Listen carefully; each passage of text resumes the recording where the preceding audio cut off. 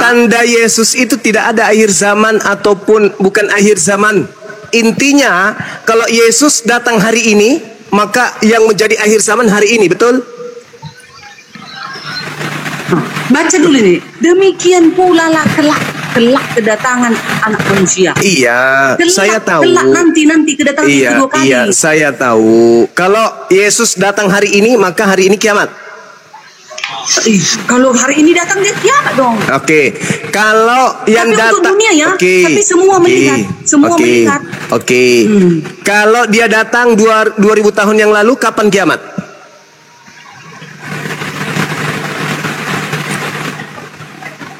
Itu belum kiamat kedatangannya. Enggak, saya tanya, kalau Yesus yang datang 2000 tahun yang lalu, kapan kiamat?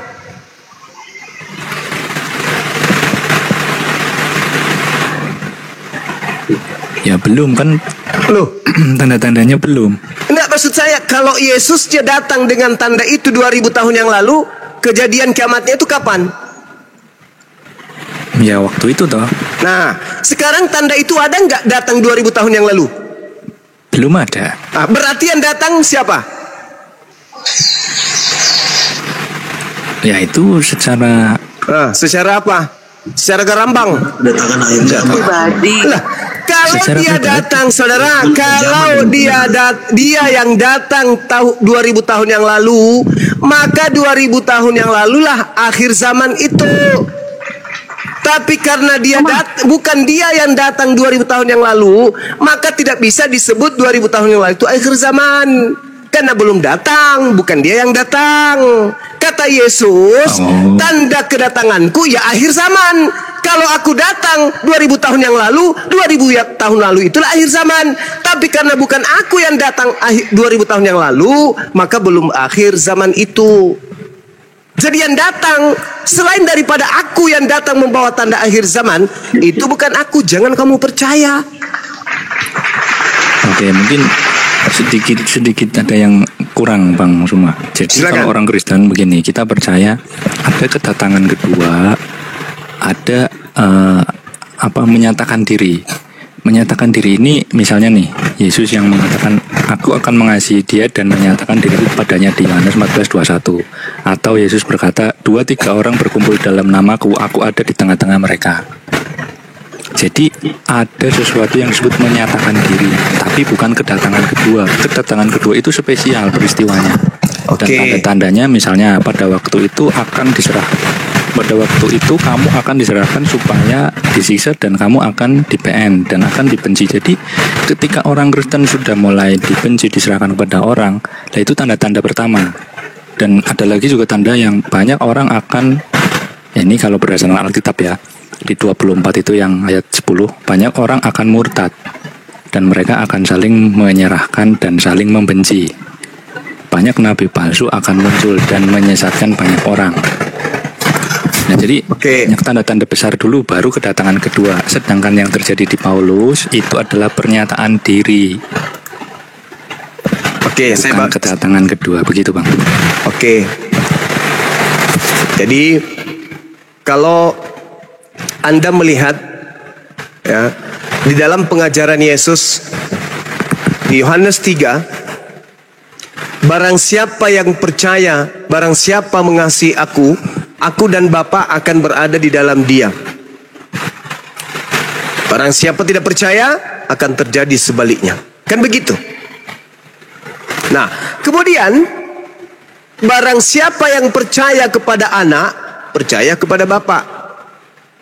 Dan barang siapa yang percaya kepada Bapa dan percaya kepada anak, aku dan Bapa akan berada bersama-sama dengan dia.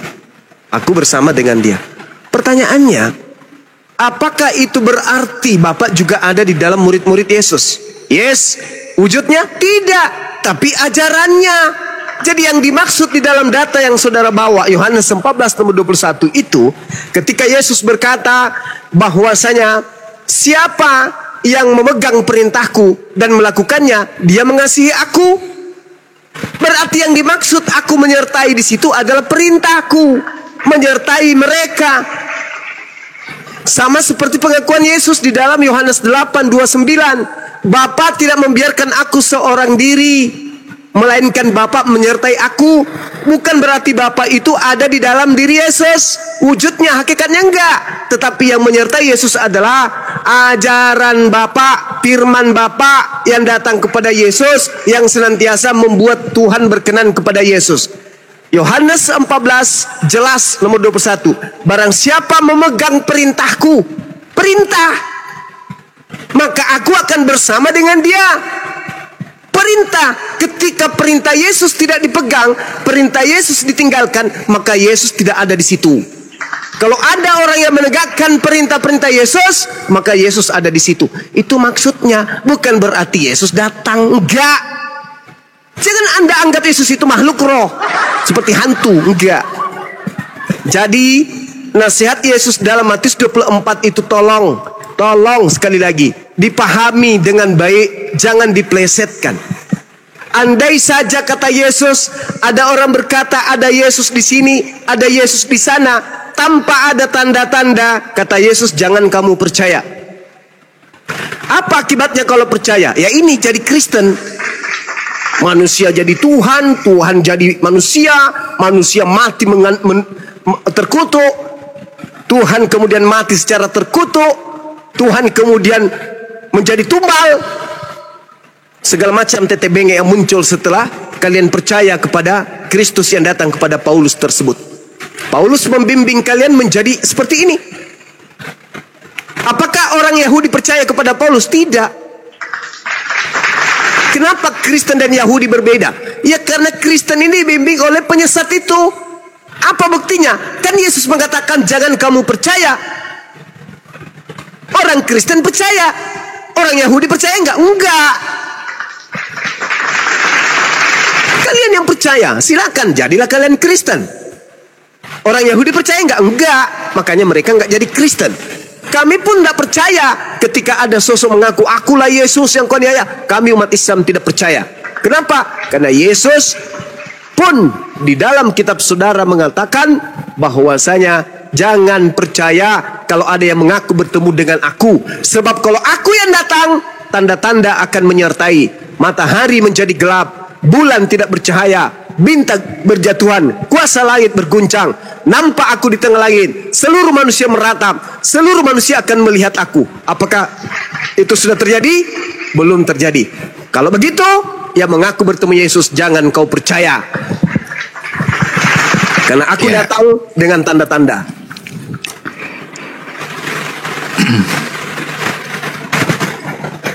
Nyambung dong semua. Ini ya, ini saya tegaskan lagi. Jadi memang di kekristenan kita ini diajarkan ya bahwa tentang kedatangan Yesus mengajarkan bahwa ada dua, yaitu penyataan pribadi, kedatangan secara pribadi atau rohani.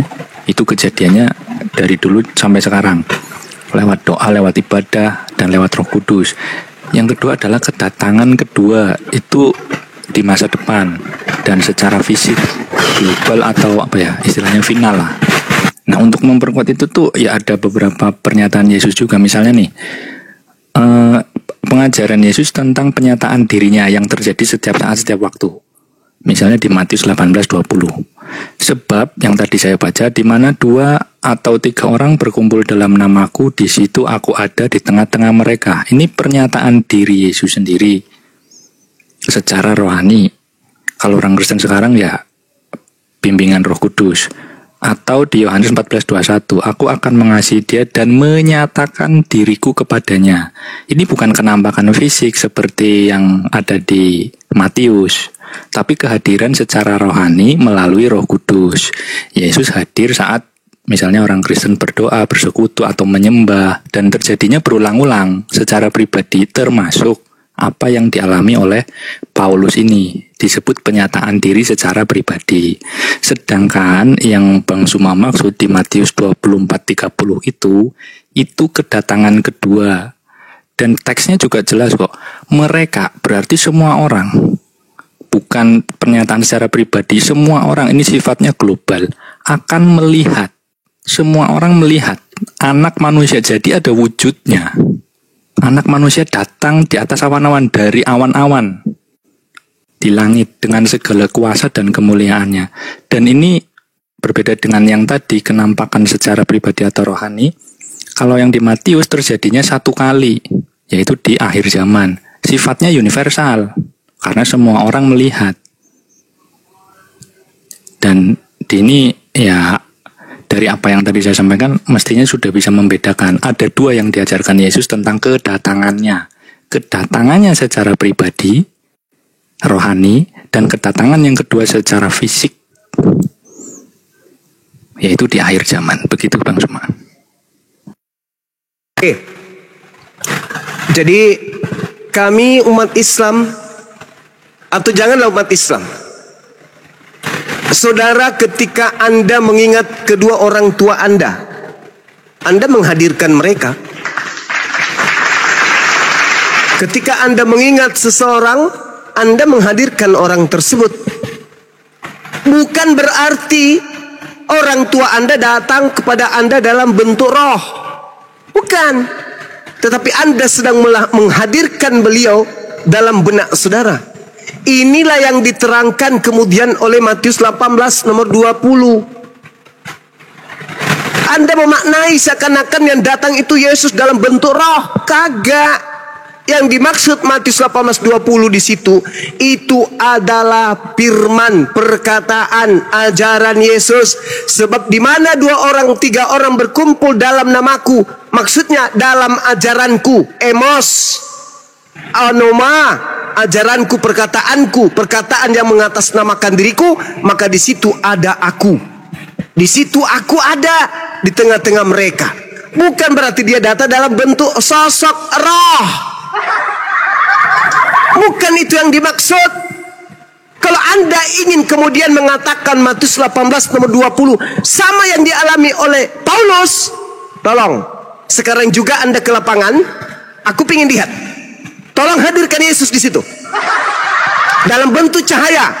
Dan aku ingin lihat bro admin buta lalu pingsan kemudian seperti orang kena epilepsi. Silakan Anda buktikan kalau Anda mengutip Matius 18 nomor 20 sama kejadiannya terhadap Paulus. Tidak, Bung. Yang datang kepada Paulus itu iblis. Coba sekarang Anda berkumpul sama orang Kristen. Hadirkan Yesus. Apakah ada cahaya datang menyelimuti kalian? Apakah ada kemudian di antara kalian menjadi buta? Apakah ada kalian kelepak-kelepak, kerasukan? Gak ada itu. Yang dimaksud Matius 18:20 menghadirkan Yesus dalam bentuk pengajarannya, bukan sosok hantu yang datang. Sedangkan yang terjadi di Paulus itu setan. Lukas 10:18, aku melihat setan jatuh dari langit dalam bentuk cahaya. Sedangkan Yesusnya membedakan, kalau aku yang datang cahayanya bukan untuk satu orang, cahayanya dari timur sampai ke barat seperti matahari. Semua manusia akan melihat. Apakah itu terjadi kepada Paulus? Tidak. Anda beralibi, Anda berasumsi. Oh ada bang, Matius 18:20, barang siapa yang berdoa dalam namaku, aku akan hadir di situ. Oke, silakan Anda lakukan, praktekkan itu. Anda akan mendatangkan Yesus. Anda akan mengingat dia. Ingatan Anda tertuju kepada Yesus. Tapi tidak ada juga cahaya dari langit menyertai Anda, bukan? Jangan lebay kayak Paulus. Enggak ada juga Anda buta kan 3 hari. Enggak ada juga kemudian kayak orang kerasukan setan, Anda langsung kelepek-kelepek jatuh ke tanah kan? Enggak kan? Enggak sampai segitu kan? Enggak kan? Berarti yang dimaksud Matius 18:20 berbeda dengan kejadian yang terjadi terhadap Paulus. Yang terjadi terhadap Paulus itulah yang dikatakan oleh Yesus. Apabila ada orang berkata, bertemu dengan aku, jangan kamu percaya. Sekarang kalau Anda masuk ke gereja atau masuk ke dalam bilik Anda, habis itu Anda keluar, paman, ya, aku tadi bertemu dengan Yesus loh. Yang kami tahu, Anda bertemu dalam bentuk, Anda mendatangkan dia dalam pikiran saudara. Tidak datang dalam bentuk hantu. Aku Yesus. Bukan kayak gitu kan. Itulah yang minta Yesus dihindarkan. Supaya jangan kemudian mengajarkan kepada orang lain bertemu Yesus di padang gurun. Dan kalau ada yang mengaku itu kata Yesus, jangan kau percaya. Jangankan ente sebagai Kristen, kami umat Islam ketika kami beriman kepada Nabi Isa, benak kami kemudian bersalawat, mengucapkan pemberkatan kepada beliau. Ingatan kami tertuju kepada dia, dan dia pasti juga akan mengetahui bahwasanya orang-orang sebelumku juga akan memuliakan aku. Orang-orang setelahku maksudnya akan memuliakan aku. Karena siapa? Karena roh kebenaran akan mengajarkan mereka untuk memuliakan aku. Itu real di dalam kitab saudara. Jadi kalau Anda mengatakan sama dengan Paulus mengingat Yesus, berdua berbicara dalam nama Yesus sehingga Yesus, oh salah Anda, nggak nyambung. Yang dimaksud Yesus bukan itu. Yang dimaksud itu bukan itu yang dimaksud Yesus. Kami pun bisa menghadirkan Yesus dalam pikiran kami. Yesus seorang nabi, membangkitkan orang mati ketika dia di tengah-tengah Bani Israel. Iya, tergambar itu. Ajaran Yesus itu tergambar. Tapi kalau saya mengatakan, aku ketemu dengan Yesus ketika aku lagi mancing di sungai. Yesus datang dalam bentuk cahaya dan berkata, akulah Yesus yang kau aniaya. Itu beda, saudara. Itulah yang harus dihindarkan. Kenapa Anda nggak percaya kepada Yesus ketika Yesus menasihati? Jadi apabila ada orang berkata ada Yesus di sini, ada Yesus di sana, jangan kamu percaya. Apabila ada orang berkata ada Mesias di padang gurun, ada Mesias dalam bilik rahasia, jangan kamu percaya. Sebab dijawab oleh Yesus, Yesus palsu, Kristus palsu akan bermunculan dan akan melakukan trik penyesatan berupa mukjizat sekiranya mungkin menyesatkan banyak orang. Itu loh. Oke Bang Suma, gini Bang Suma. Iya, silakan.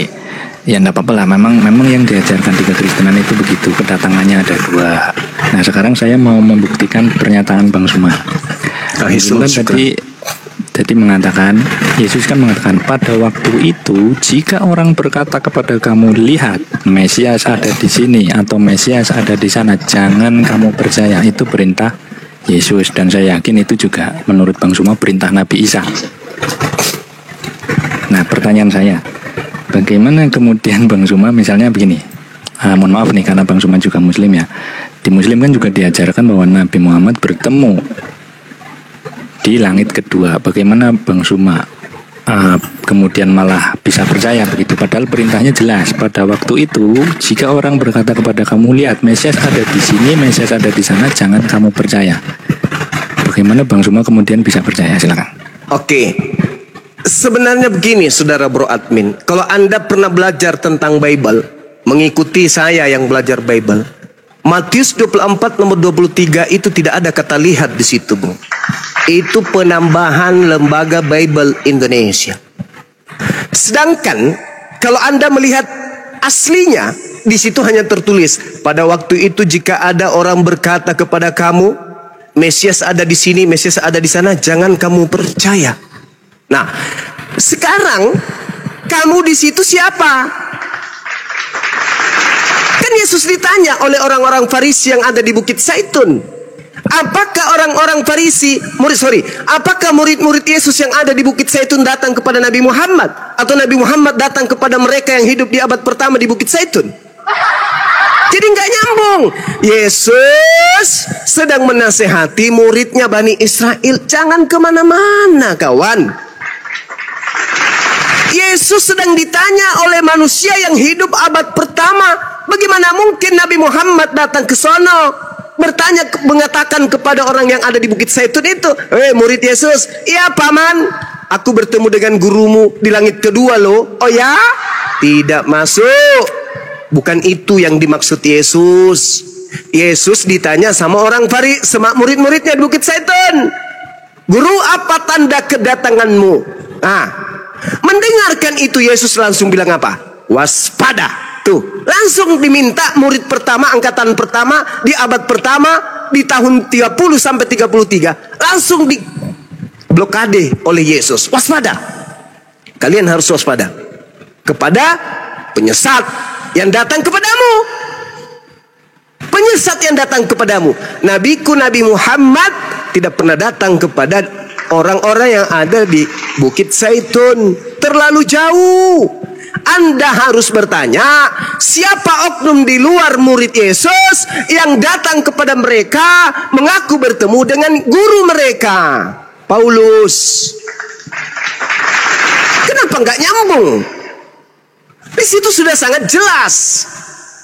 Jadi Paulus yang datang ke tanah Yudea, Paulus yang datang kemudian kepada orang-orang Yahudi, mengajarkan kepada mereka, aku bertemu dengan Yesus loh.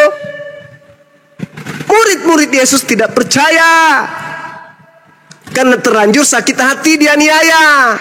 Kata gurunya, waspadalah kepada penyesat yang datang kepadamu dengan memakai namaku dan berkata akulah dia. Saatnya sudah dekat, jangan kamu percaya. Sebelum itu terjadi, kamu terlebih dahulu ditangkap, dianiaya, dipenjara, disesat, dihadapkan kepada raja-raja. Lalu setelah itu dia aniaya. Habis dia aniaya, sang penganiaya datang. Shalom alaikum. Paulus yang telah menganiaya kami, ada apa Paulus? Aku sudah bertaubat loh. Kenapa bisa bang? Aku bertemu dengan gurumu di padang gurun. Kira-kira muridnya percaya nggak? Sedangkan mereka sebelum teraniaya sudah disampaikan, hati-hati penyesat akan datang kepadamu dengan memakai namaku. Tapi penyesatnya sebelumnya menganiaya kamu dulu. Kira-kira si murid percaya nggak? Murid, iya Paulus, aku yang menganiaya kamu. Iya tahu. Terus aku ketemu dengan gurumu loh. Oh ya? Apa kata guruku? Aku ditunjuk jadi rasul. Oh gitu. Setelah kamu puas menganiaya kami, sekarang kau jadi rasul. Enak kali kau. Kami yang berdarah-darah, kami yang bersama dengannya. Kok milih kamu? Gak benar guru kami ini. Pilih kasih. Kamu yang menganiaya kami. Yes. Kamu yang memenjarakan kami. Iya. Kamu punya niatan membunuh kami. Iya. Kenapa harus milih kamu? Kenapa bukan aku aja muridnya? Kenapa harus kamu? Jangan-jangan yang datang ke kamu itu bukan guru kami. Karena guru kami mengatakan, waspadalah kepada penyesat yang datang kepadamu dengan memakai namaku dan berkata akulah Kristus. Jangan kamu percaya. Maaf Paulus, silakan kamu jual agamamu keluar Yahudi. Di sini nggak laku. Kami sudah mendapatkan nasihat kuat dari guru kami. Apabila ada orang bertemu dengan guru kami, bertemu dengan guru kami di padang gurun, di padang pasir, di padang ujung pandang, kata guru kami, jangan kamu percaya. Maka Paulus enyahlah daripada kami. Akhirnya Paulus menulis surat. Dari Paulus, Rasul Yesus Kristus yang diutus menjadi Rasul untuk orang-orang non-Yahudi. Aku diutus untuk orang-orang yang tidak bersunat. Kenapa aku menulis surat begini? Karena orang-orang Yahudi dan orang-orang bersunat tidak percaya aku. Kenapa tidak percaya aku? Karena mereka mendapatkan amanah dari gurunya. Jangan percaya kepada Paulus. Maka yang percaya hanya orang-orang non-Yahudi. Lahirlah Kanyoli. Orang Kanyoli yang percaya kepada Paulus. Orang Yahudi tidak percaya karena mereka memegang amanah guru mereka. Itu fakta, itu real. Makanya orang Yahudi tetap Yahudi, tidak menjadi aliteng. Itu saudara. Sedangkan kalian bukan murid Yesus. Hei bro admin, ya paman, aku ingatkan kepadamu ya bro admin. Apa paman? Ketika nanti kamu mengaku bertemu dengan aku di padang gurun, mengaku bertemu dengan aku dalam bilik penjara, jangan kamu percaya ya. Iya paman. Maka ketika Paulus datang membawa suratnya, ketika saudara bro admin pernah mendengarkan langsung dari Yesus, jangan percaya kepada oknum yang membawa namanya bertemu dengan dirinya di padang gurun dan dalam bilik penjara, maka bro admin akan mengatakan, sorry lah ya, aku tidak percaya deh. Guruku sudah mengatakan kepadaku, jangan kamu percaya. Tetapi karena bro admin ini bukan Bani Israel, bukan murid Yesus, bukan kemudian yang mendapat mandat untuk berhati-hati kepada Paulus, kepada orang yang mengaku bertemu dengan Yesus di padang gurun, maka Bro Admin justru berjuang mati-matian agar orang ikut-ikutan percaya kepada Paulus yang mengaku bertemu dengan Kristus di padang gurun. Sorry ya, kami lebih percaya kepada Yesus. Nah, begitu. Silakan Saudara Kanjoli. Saudara Bro Admin atau siapapun itu, silakan. Ya, jadi jangankan Katolik, jangankan orang Kristen, jangankan Paulus atau Yesus, orang Yahudi itu nggak percaya sama Yesus,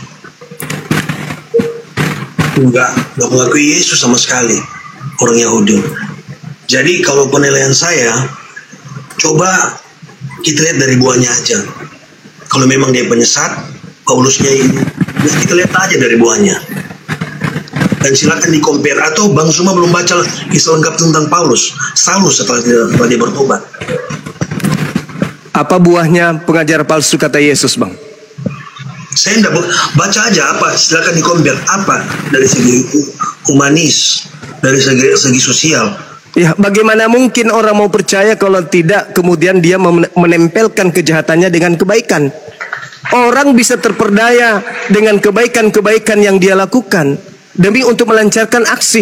Apa gunanya kalian melakukan 1000 kebaikan kalau yang Anda sembah itu bukan Tuhan? Apa gunanya? Ingat saudara, ingat. Di dalam Matius 7 nomor 15, agar Yesus mewaspadakan murid-muridnya kepada nabi palsu.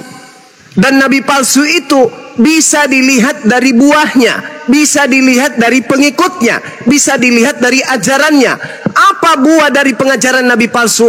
Pengikutnya memanggil Yesus dengan panggilan Tuhan, bernubuat memanggil Yesus dengan nama Yesus, mereka bernubuat, bermujizat mengusir setan pakai nama Yesus. Itu buah-buah dari nabi palsu. Itu di mana? Di Islam atau di Kristen? Kristen, Paman. Bagaimana mungkin ajaran Kristen ini bisa laku kalau semuanya hanya nampak kejahatan? Membunuh, memperkaos, Mana bisa? Tidak akan ada yang bisa disesatkan. Tapi ingat saudara, perintah membunuh, perintah bersaksi dusta, semuanya sudah dibatalkan oleh Yesus, oleh Paulus.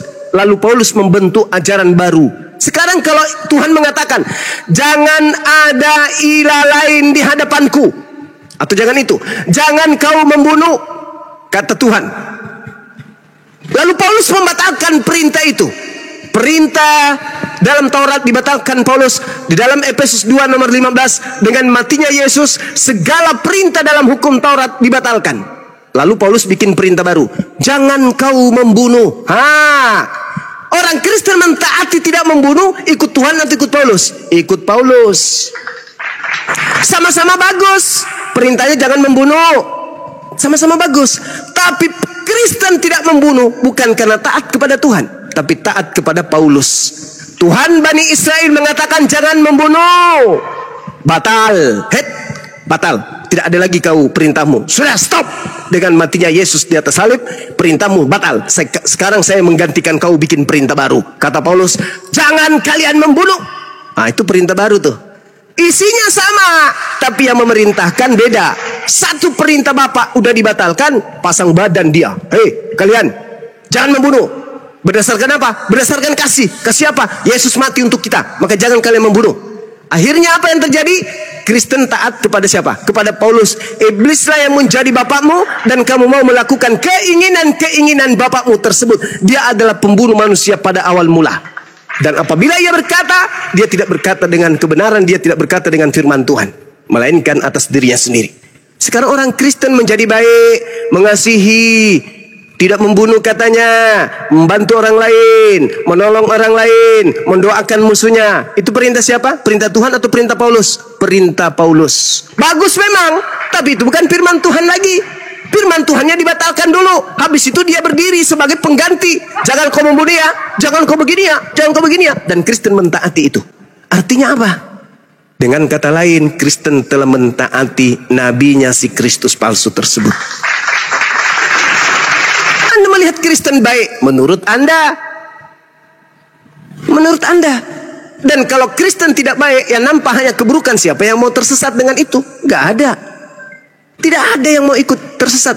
Makanya Yesus mengatakan, waspadalah kepada penyesat yang datang dengan memakai namaku. Ketika dia memakai namaku, pasti yang diajarkan adalah hal-hal yang baik.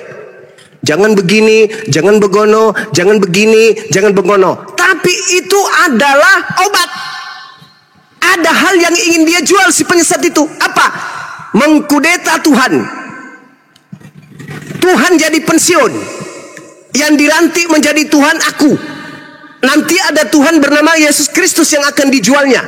Yang diangkatnya sejajar, sehakikat dengan Tuhanku. Waspada dengan penyesat tersebut. Apa yang terjadi? Betulkah? Yes. Orang-orang Kristen mensehakikatkan, mensejajarkan antara Yesus Kristus dengan Bapa Elohim. Siapa yang tertawa? Siapa yang murka ketika dia disetarakan dengan ciptaannya, pencipta langit dan bumi? Siapa yang sejahtera? Siapa yang bahagia? Siapa yang tepuk tangan ketika manusia mensejajarkan ciptaan dengan pencipta langit dan bumi? Iblis. Marah nggak si bapak ketika dia disejajarkan dengan manusia, meskipun itu anaknya? Marah pasti. Marah pasti. Bahagia nggak iblis ketika kemudian Tuhan pencipta langit dan bumi sudah disetarakan dengan makhluk bernama Yesus Kristus? Bahagia nggak iblis? Bahagia. Siapa mereka yang telah mensejajarkan Yesus Kristus dengan pencipta langit dan bumi? Korban iblis. Siapa? Siapa pengikutnya? Kristen. Sederhana itu. Sederhana. Maka Kristen mengatakan Tritunggal, Trinitas, Yesus dan Bapa satu. Yesus sehakikat dengan Bapa, Bapa esa, maka Yesus juga esa. Yesus sehakikat dengan Bapa. Siapa yang tertawa ketika Anda mendudukkan Yesus Kristus ini sehakikat dengan pencipta langit dan bumi? Siapa yang tertawa? Siapa yang merasa merdeka? Siapa yang merasa menang? Bilisis. Itu yang senang. Sementara Tuhan mengatakan apa? Jangan ada ilah lain di hadapanku. Hendak dengan siapa engkau mempersamakan aku sehingga kami sama. Engkaulah saksi-saksiku. Tidak ada Tuhan yang dibentuk menjadi daging. Tidak ada. Yesaya 43 nomor 10. Tidak ada Tuhan yang dibentuk sebelum aku dan tidak ada Tuhan yang dibentuk setelahku. Tapi Kristen muncul berdasarkan ajaran Paulus. Tuhan dibentuk dalam bentuk daging. Tuhan datang dalam bentuk manusia. Lalu manusia ini disehakikatkan dengan pencipta langit dan bumi. Na'udzubillah, summa na'udzubillah. Padahal Yesus mengatakan apa? Yohanes 17 nomor 3. Hidup kekal itu adalah mereka mengenal engkau satu-satunya Tuhan dan mengenal aku Yesus Kristus sebagai utusan. Utusan tok. Tapi Kristen mengangkat si utusan ini selevel dengan Tuhan. Inilah yang menjadi keberhasilan iblis. Makanya Yesus mengatakan, waspadalah kepada penyesat yang datang kepadamu dengan memakai namaku. Dia akan menyesatkan banyak orang. Kalau saudara Kristen berkata, kami Kristen bukan disesatkan oleh Kristus palsu. Tolong tunjukkan. Mana orang banyak yang disesatkan oleh Kristus palsu itu? Dan apa nama kelompok tersebut? Silakan. Oke Pak. Tentang Paulus, setelah Bapak menunjukkan bahwa dia penyebab. Syukran saudara Bambung. Barakallahu fik. Saudara Sul, barakallahu fik. Lanjut. Dia penyebab orang Kristen percaya kepada Paulus. Bapak tadi mengatakan membuat Bapak di surga menjadi marah. Nah, Paulusnya dapat apa dari yang dia lakukan? Untuk menipu ini dia dapat apa? Oke, saya jawab. Selanjutnya ada pertanyaan selanjutnya. Dan juga begini, masuk akal enggak orang lagi dalam posisi enak difasilitasi? Saya percaya juga Anda juga tahu bahwa tujuan Saulus membantai umat Kristen di awal-awal itu, saya percaya Anda juga tahu alasannya. Nah, ngapain dia lagi di posisi enaknya difasilitasi? Terus tiba-tiba dia ninggalin itu. Apa faedahnya? Bahkan dia harus sampai kelaparan, sampai masuk penjara. Harusnya dia dengan posisi dia harus terus membantai orang yang menyembah Isa itu dong. Harusnya kalau orang mau suka aman, ngapain dia harus sampai tersiksa begitu? Dia tinggalin itu, dia masuk penjara berapa kali, hidupnya susah, kelaparan bahkan, dipasung. Ngapain dia harus seperti itu?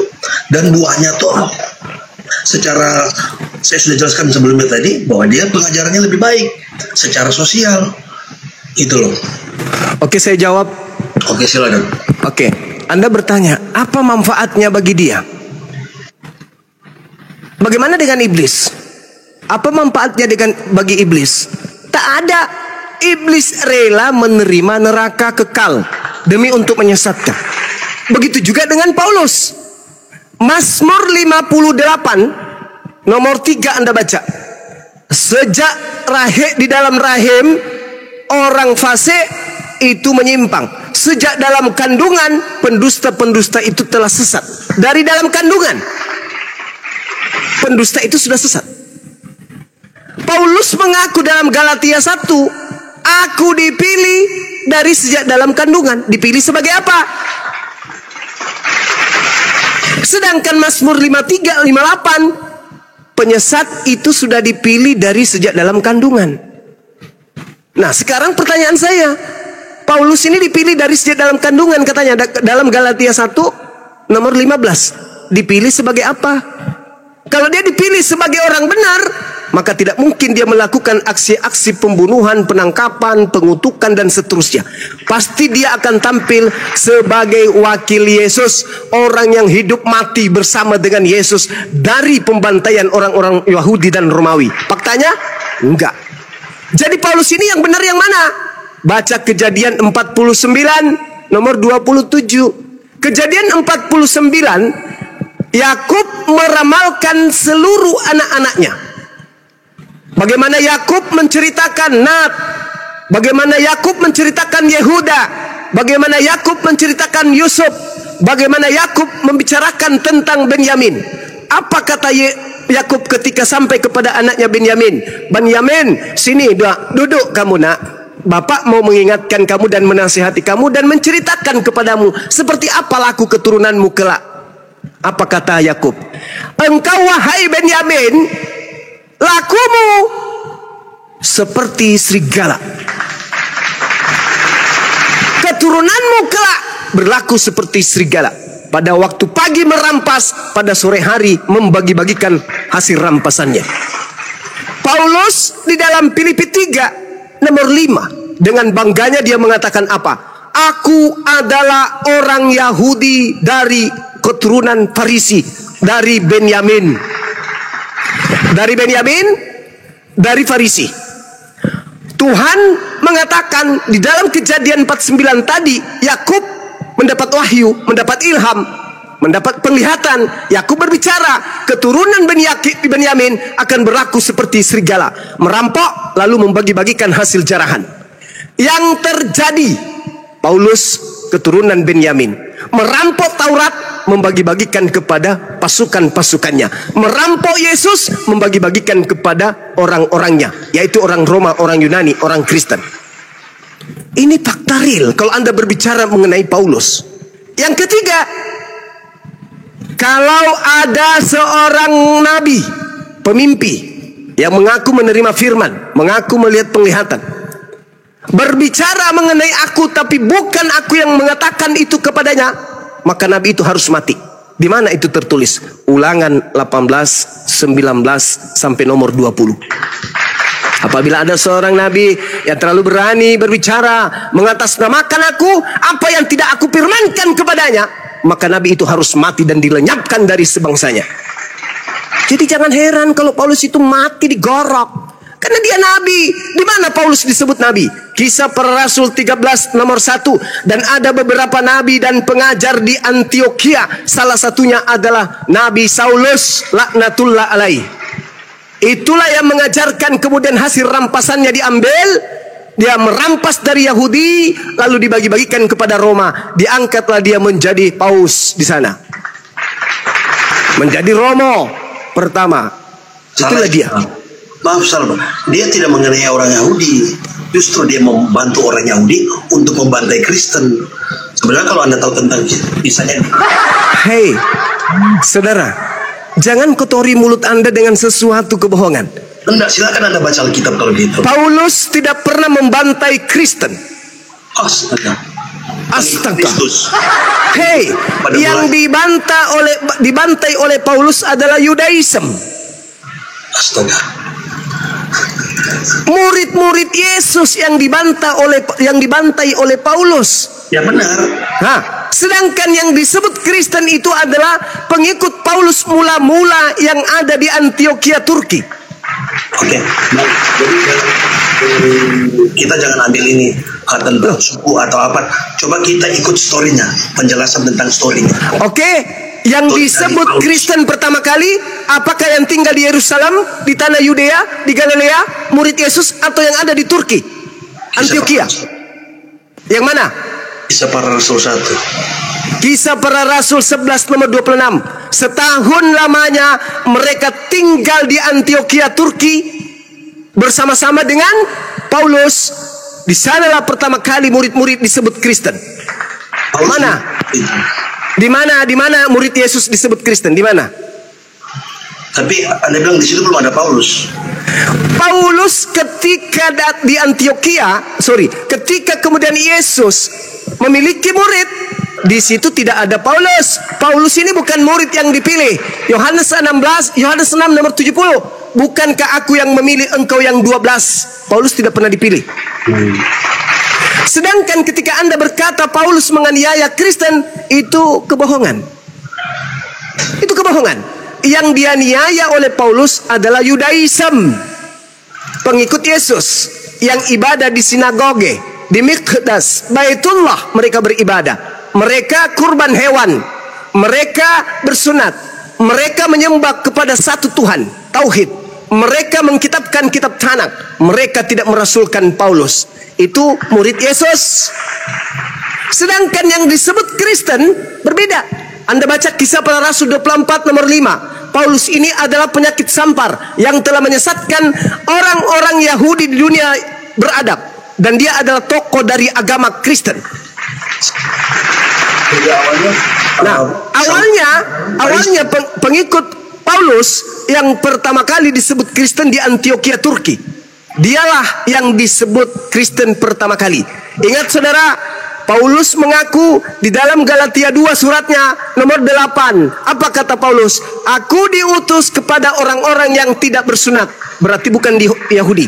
Dan dia tegaskan dalam suratnya Galatia 1 nomor 15. Aku diutus menjadi rasul bagi non-Yahudi. Jadi yang disebut Kristen itu adalah non-Yahudi, bukan Yahudi. Beda antara Yahudi dengan Kristen. Beda antara Yahudi dengan Nasrani. Beda. Pahami itu dengan baik.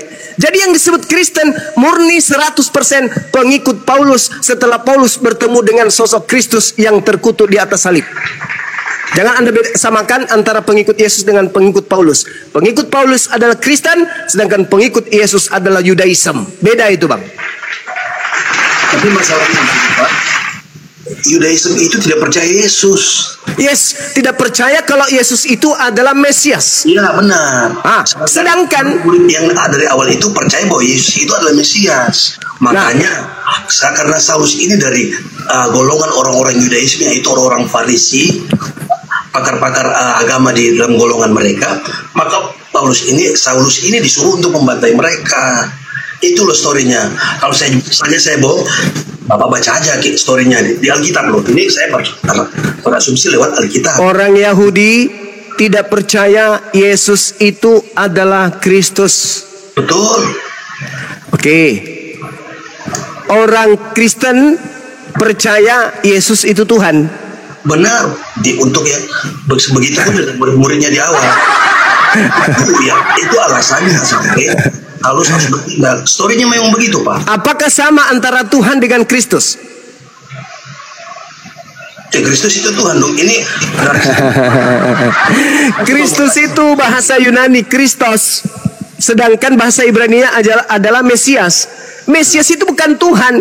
Mesias itu manusia yang diurapi Tuhan. Itu Mesias. Hanya untuk itu sampai lalu bertemu. Iya, berarti orang Yahudi menunggu manusia, bukan menunggu Tuhan. Iya, saya prosesnya, story-nya. Sekarang begini, orang Kristen dapat konsep bahwa Mesias itu adalah Tuhan itu konsep dari mana? Dari Yesus sendiri yang menyatakan di 4 Injil sinopsis. Saya ulang, di mana Yesus mengatakan kalau dirinya itu adalah Mesias, itu adalah Tuhan. Akulah Mesias. Ya, Mesias, akulah manusia yang diurapi Tuhan. Tidak ada masalah. Yang saya tanya, dari mana Kristen mendapatkan ilmu Mesias itu adalah Tuhan?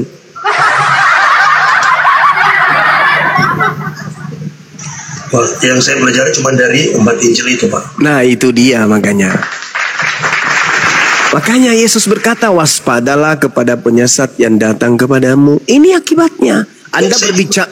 Saya membenarkan pernyataan itu. Cuma saat ini saya berbicara tentang storynya Saulus. Ya, story Saulus kan sudah jelas tadi. Sekarang kalau Anda saya tanya nih. Kisahnya salah. Menurut Alkitab kisahnya salah. Nah seperti itu. Dia justru membantai orang-orang yang percaya bahwa Yesus mengikuti Yesus. Pengikut Yesus yang dibantai oleh Paulus. Yesus berkata, penyesat itu datang, tapi sebelum dia melakukan aksi penyesatan terlebih dahulu kamu dibantai oleh dia. Di mana ayatnya, Pak? Matius 21 nomor 8 nomor 12. Matius 21 ayat berapa, Pak? Pasal Lukas 21 nomor 8 nomor 12. Lukas 8 ayat 12. Ayat 8, Bang, nomor 8. Lukas pasal berapa, Pak? 21 nomor 8. Ya, Bang. Lukas 21 ayat 8.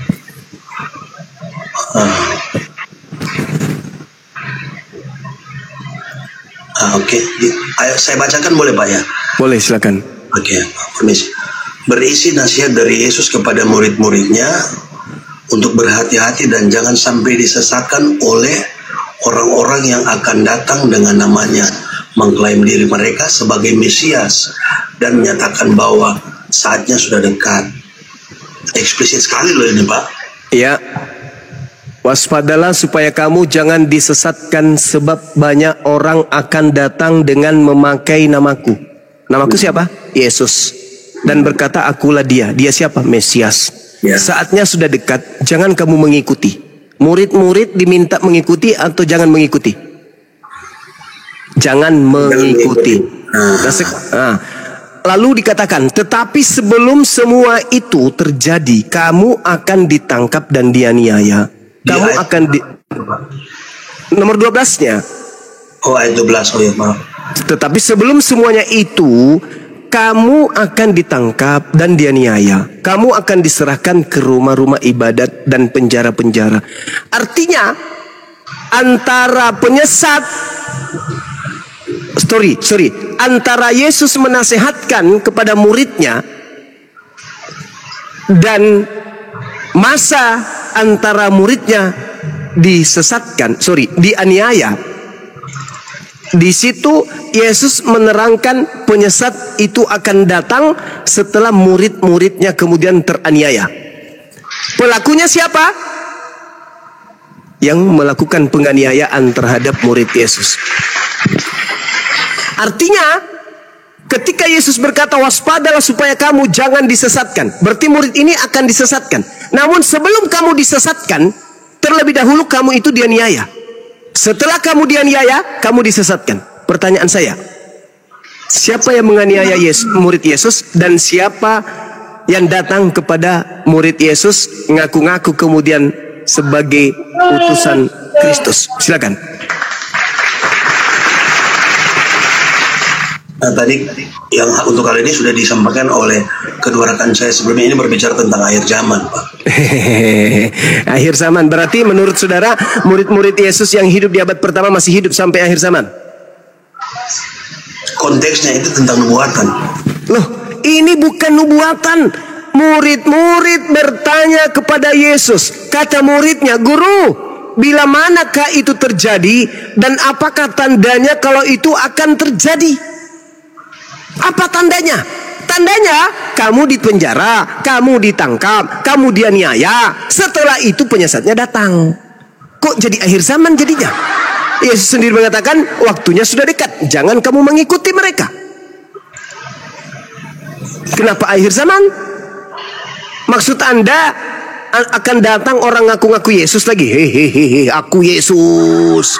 Aku Yesus. Anda akan menceritakan sejarah Paulus kedua gitu. Babak kedua, ada lagi orang yang mengaku Saulus, lalu kemudian orang itu menganiaya Kristen, lalu orang itu mengaku bertemu Yesus lagi di padang gurun dan di dalam bilik gitu. Ada lagi orang yang menuju ke Damsik gitu. Bikin babak baru lagi. Oh enggak, saudara, enggak begitu.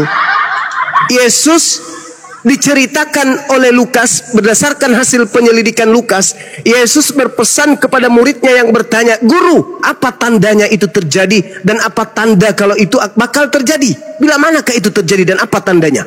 Kata Yesus, "Waspadalah supaya kamu jangan disesatkan, sebab banyak orang akan datang dengan memakai namaku dan berkata, akulah dia. Saatnya sudah dekat, jangan kamu mengikuti mereka." Kamu di situ muridnya Yesus, bukan orang yang hidup sekarang. Kata Yesus, tetapi sebelum semua itu kamu akan ditangkap dan dianiaya. Terjadi gak kepada murid Yesus? Terjadi. Siapa pelakunya? Paulus. Kenapa loncat ke akhir zaman?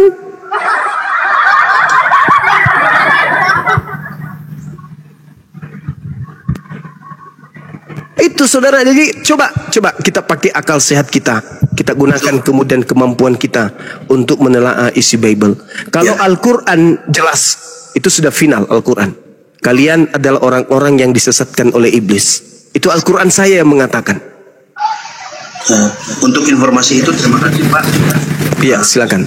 Untuk informasi sebelumnya itu terima kasih. Tapi tentang Anda menceritakan story-nya itu dari Paulus, kayaknya harus lebih hati-hati lagi, karena kalau memang Anda mengambil dasarnya dari kitab, saya pikir harus sesuai dengan Alkitab. Iya, kan sudah sesuai. Enggak, maksudnya story yang eksplisit. Jadi dari awal dia itu membunuh. Iya, gitu. Saudara, kan sudah sesuai kan? Siapa yang menganiaya murid Yesus? Paulus. Siapa yang kemudian memenjarakan murid Yesus? Paulus. Siapa yang menghadapkan murid-murid Yesus kepada penguasa-penguasa kala itu? Paulus. Apa yang tidak sesuai, Bang? Itu. Jadi kalau mungkin kalau ada rekaman nanti bisa ya, tapi terima kasih lah Bang untuk Oke. Thank you Thank you juga. Oke. Siap. Assalamualaikum. Waalaikum.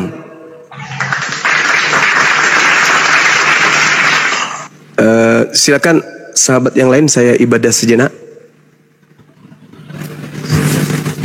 Lanjutkan dulu, Dinda. Assalamualaikum warahmatullahi wabarakatuh. Waalaikumsalam warahmatullahi wabarakatuh. Ya, adik-adik saya, sahabat-sahabat saya, silakan dilanjutkan dulu, tetap pada fokus. Hari ini adalah hari berduka sedunia bagi saudara kita Kristen.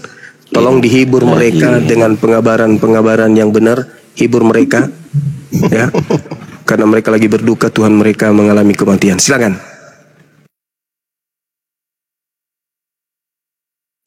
Iya. Tadi kita sudah mengucapkan juga. Innalillahi wa inna ilaihi rajiun. Semoga amal ibadah Tuhannya ini diterima oleh Tuhannya Islam. Bener gak sih? Kan Tuhan mati.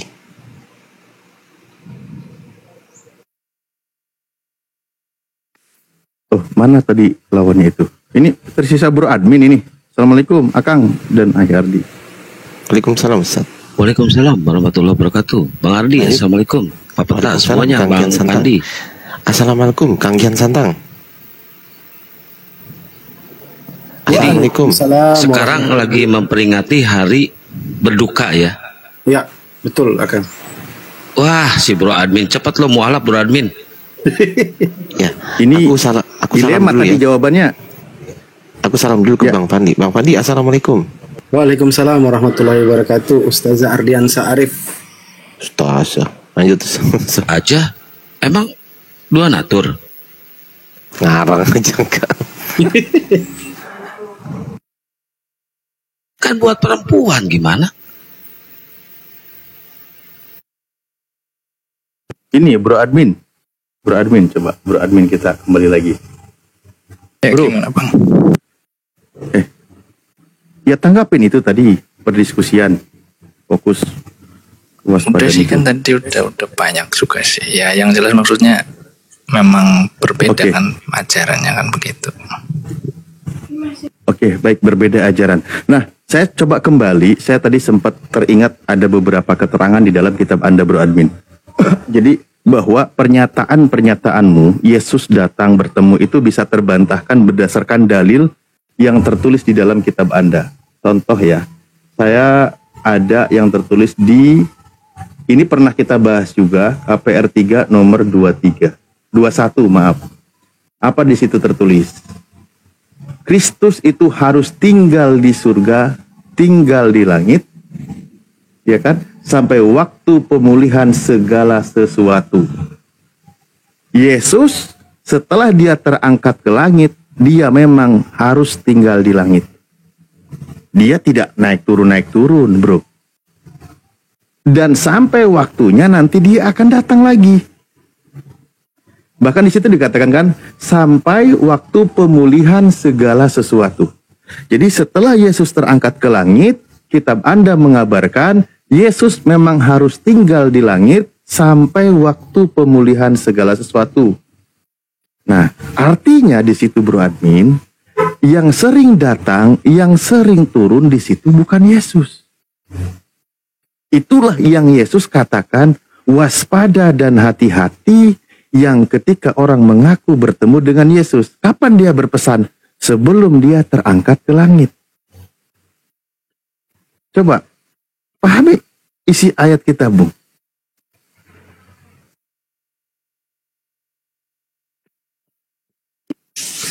Ya gimana Bang Alif? Ya, aku sih ikut apa yang diajarkan aja sih.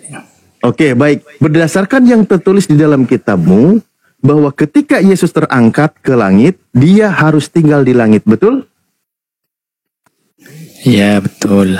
Nah, dan Yesus datang kedua kalinya nanti pada masanya, sesuai dengan keterangan dari Yesus itu sendiri sebelum dia terangkat ke langit, betul? Betul, secara fisik kok. Secara fisik, secara universal. Bukan secara pribadi atau rohani. Secara fisik? Ya kan tadi sudah tak jelaskan toh Bang. Jadi kita diajarkan kedatangan Yesus itu ada dua. Pertama, nah itu, sekarang oke, baik. Berarti yang non fisik boleh dia bertemu dengan siapapun. iya itu kan secara pribadi ya. Oke, baik. Bagaimana menentukan Yesus yang asli dan tidak asli ketika pertemuan diskusi antara Oneness dengan Trinitas? Itu beda tema lagi itu udah. Itu udah beda tema lagi tuh. Gini loh Bang. Iya, Yesus kan menyertai orang Kristen ketika berkumpul. Ada 2 orang Kristen, ada 3 orang Kristen, di situ ada Yesus. Dan dia membisikkan ajaran kebenaran, kan gitu. Nah sekarang nih sering Kristen itu berkumpul, membahas tentang posisi Yesus, membahas tentang siapa itu Yesus. Sampai detik ini mereka masih cakar-cakaran. Ini yang bermasalah ini siapa ini? Orangnya atau Yesusnya ini? Kalau Anda memang mengatakan Yesus bisa naik turun berkali-kali. Oke, saya tidak mengatakan naik turun berkali-kali ya. Loh, tapi penyataan dia kan berkali-kali. Ya, gini Bang, kan tadi udah tak jelasin. Memang kita diajarkan ada 2 kedatangan. Kedatangan terakhir yang tadi di Matius sama kedatangan dia secara rohani atau pribadi, seperti yang diklaimkannya sendiri di Matius 18:20 kan Yesus juga mengajarkan, sebab di mana 2 atau 3 orang berkumpul dalam namaku, di situ aku ada di tengah-tengah mereka. Ini secara rohani, tetapi itu ngapain itu? Itu ngapain ada di tengah-tengah mereka itu ngapain? Ya hadir di tengah-tengah mereka secara rohani. Ya, cuma nyaksiin doang, tidak membisikkan kebenaran, ya kan, tidak. Bukan, kan ini kan berelasi ya. Jadi kita merasakan maksudnya relasi. Contoh gini Bro Admin, coba seandainya itu benar Yesus secara rohani datang membisikkan kepada orang-orang Kristen, mungkin sudah selesai perkara antara Oneness dengan Trinitas. Sudah selesai itu. Loh iya, karena sampai detik ini mereka masih salah paham antara Oneness dengan Trinitas. Kalau Yesus benar-benar datang secara rohani membisikkan kepada Trinitas, misal yang benar ada Trinitas, wahai datanglah kepada yang oneness, yang mengagung-agungkan Yesus. Yang benar itu Trinitas konsepnya, bukan oneness, kan gitu. Nah, selesai perkara dia. Karena kalau memang dia datang. Atau dia yang benar itu oneness, ya kepada orang Katolik dan orang-orang Trinitas, dia bisikan, hei Tuhan itu nggak 3, 1. Selesai perkara.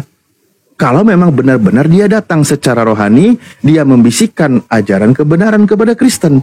Bukan gitu konsepnya, membisikkan gitu, kita nggak ada yang memberikan ilham kan. Makanya saya tanya, Yesus itu ketika ada orang Kristen kopdar bertemu 2-3 orang, dia datang di antara tengah-tengah itu ngapain? Nonton doang. Ya maksudnya misalnya ketika berdoa lah atau apalah, ya memang kan klaimnya begitu, Bang. Jadi di sini Yesus tidak mau menyelesaikan perkara sejarah kelam yang tidak pernah berhenti antara Trinitas dengan oneness. Bukan gini, kita kan sedang membahas kedatangannya Yesus yang dimaksud itu yang seperti apa. Itu kan datang. Loh, kau sendiri yang bilang Yesus datang, bisa datang kepada orang Kristen. Saya bilang kedatangan Yesus ada 2. Kedatangan di hari akhir dengan tanda-tanda yang tadi sudah disebutkan. Nah, itu tanda-tanda. Tapi itu Bro Admin mengklaim dia juga bisa datang kapanpun. Betul. Dan bertemu Kristen siapapun. Betul. Nah, terus dia datangnya itu ngapain? Ketika dia datang ngapain? Ya kalau soal ngapainnya ya nggak tahu, itu kan relasinya antara maksudnya orang gini yang loh, berdoa bro, sama. maksudnya apakah Yesus itu datang itu kepada Kristen, misal ketika dia merenung sendiri, dia datang, dia membisikkan bahwa ajaran yang benar itu seperti ini, kan gitu? Oh enggak. Kenapa? Karena pembuktiannya sampai detik ini itu belum selesai perkara itu. Artinya Yesus tidak datang itu. Seandainya Yesus benar-benar datang, selesai perkara perdebatan antar dinum. Selesai itu, serius saya tanya. Kalau memang dia datang tapi tidak selesai-selesai, artinya Yesus gagal. Ngapain Yesus datang? Oh, perkaranya nggak selesai-selesai. Tapi kalau nanti Yesus kedatangan terakhir, benar-benar dia datang, memang dia akan menyelesaikan segala perkara itu. Itulah Yesus. Gini loh. Kalau yang sekarang itu cuman klaim doang, yang tidak bisa dibuktikan kebenarannya. Maka kalau merujuk kepada ayat, faktanya sebenarnya Yesus itu memang dia harus tinggal di langit sampai pemulihan segala sesuatu. Sebelum masanya dia turun, dia tidak akan turun. Nah, kalau sampai sekarang belum selesai perkara seperti ini, artinya yang datang itu bukan Yesus. Bukan Yesus. Benerlah tadi wanti-wanti dari Yesus. Waspadalah, itu penyesat. Apa kata Yesus? Apa kitab Anda? Di 1 Yohanes 2, nomor 18, 19. Memang penyesat itu berasal dari antara kita. Pengajaran-pengajaran anti Yesus itu di internal itu sendiri. Itu pelajarannya kan gitu. Nah, kembali kepada ayat tadi, maka kalau itu hanya ranah keimanan, sebuah ranah doktrin, sebuah klaim pengakuan bahwa Yesus itu datang kok, bertemu si ini, bertemu si itu hanya klaim sepihak. Bukan berdasarkan pernyataan Yesus, bukan berdasarkan ayat tertulis. Ayat tertulisnya Yesus harus tinggal di langit sampai pada masanya dia turun kembali. Ayat tertulisnya Yesus mengatakan kalau ada yang mengaku bertemu dengan aku dan mengaku sebagai aku, jangan percaya. Nah, tapi itu semua diabaikan. Gitu. Oke, berarti Bang Alip percaya dengan ayat tertulis tersebut.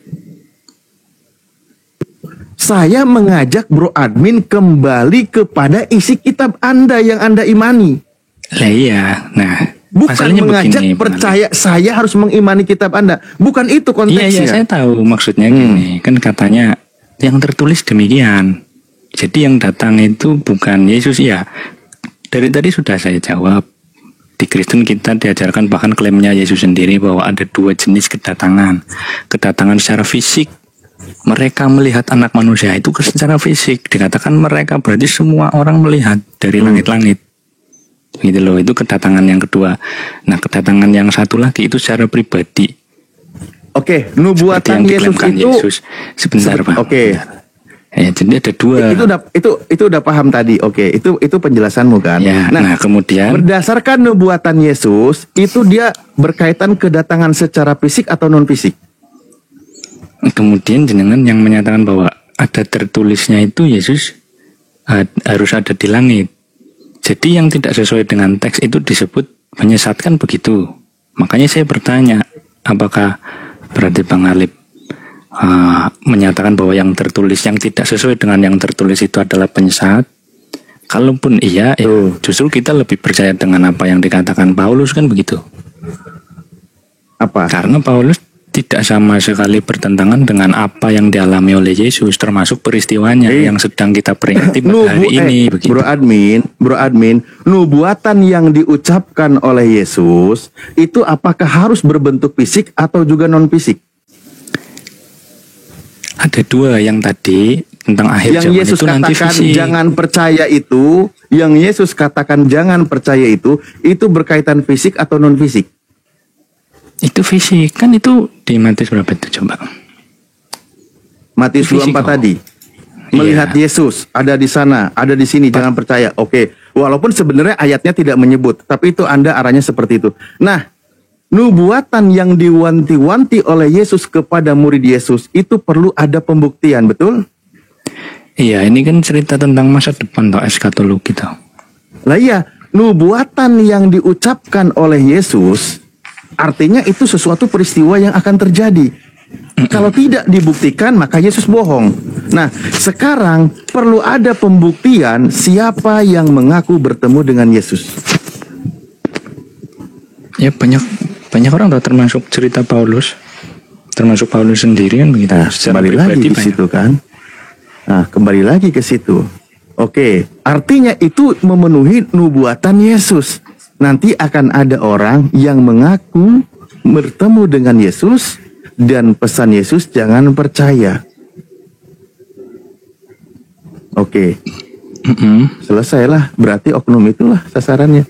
Ya sudah. Ya gini. Lah kan Anda sendiri yang sudah menjawab. Gini.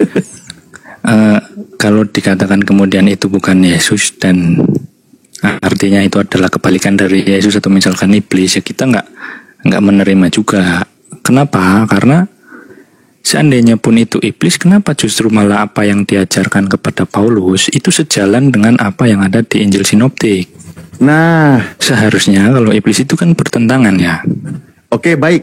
Di sini kita pembuktiannya. Sekarang kan kerana pembuktian. Sekarang kita kerana pembuktian. Oke, baik.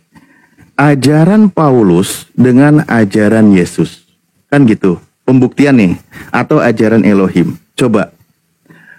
Atas informasi dari siapa? Atau atas perintah siapa? Atau atas ilham dari siapa? Paulus mengatakan kalau Yesus itu mati dengan cara terkutuk.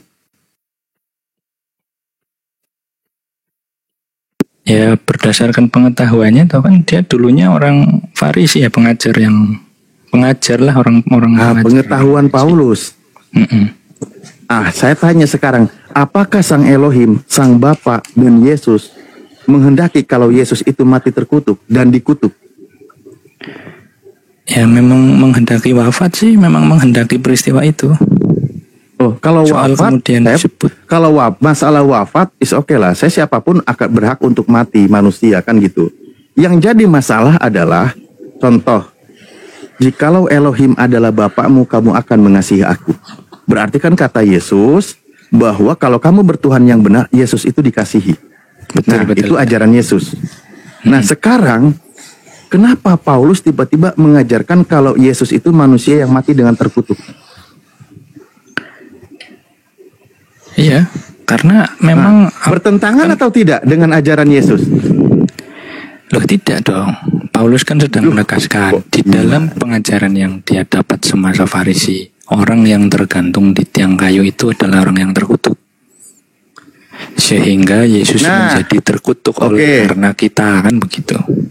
Seharusnya Yesus ini bukan orang berdasar gitu. Nah itu dia, seharusnya Yesus bukan orang terkutuk, tapi ada oknum yang mengajarkan kalau Yesus itu terkutuk. Sekarang saya tanya lagi, berdasarkan pernyataan Paulus di Galatia 3 nomor 13, yang mengutuk Yesus mati digantung pada kayu salib itu siapa? Menurut ajaran Paulus. Ya pengajaran itu toh. Bukan. Berarti Yang mengutuk orang yang digantung pada kayu salib itu berdasarkan pernyataan Paulus itu siapa? ya berarti Tuhan, oh. Kan itu firman Tuhan. Ah. Terkutuklah orang yang tergantung di tiang kayu. Apakah Tuhan mengajarkan bahwa Tuhan itu mengutuk Yesus? Maksudnya Tuhan mengajarkan mengutuk Yesus? Apakah Elohim, Sang Bapa, mengajarkan kepada Yesus bahwa Yesus itu harus dikutuk oleh Bapa?